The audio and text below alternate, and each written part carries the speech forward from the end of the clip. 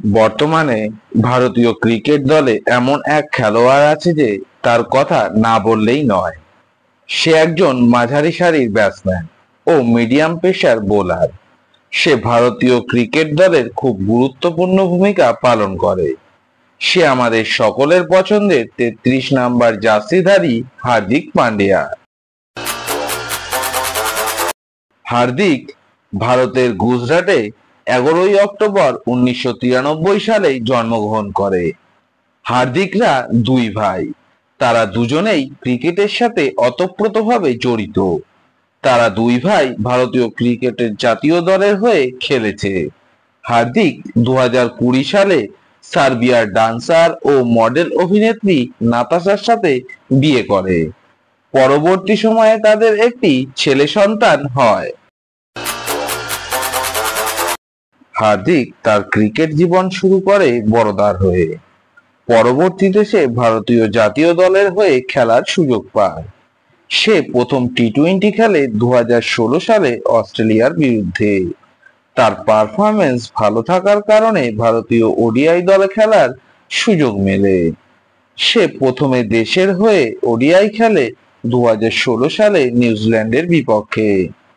হার্দিক এই দুই ফরম্যাটে খেলার পারফর্ম ভালো থাকার জন্য তাকে ভারতীয় জাতীয় দল টেস্ট দলেও সুযোগ দেয়।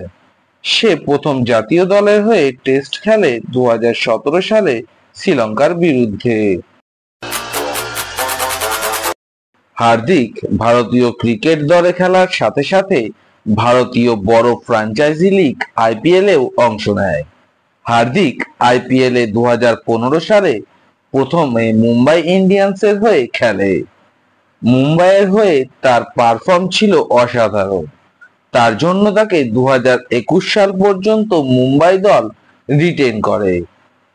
২০২২ ও ২০২৩ সালে নতুন দল গুজরাট টাইটান্সের হয়ে খেলতে দেখা যায়।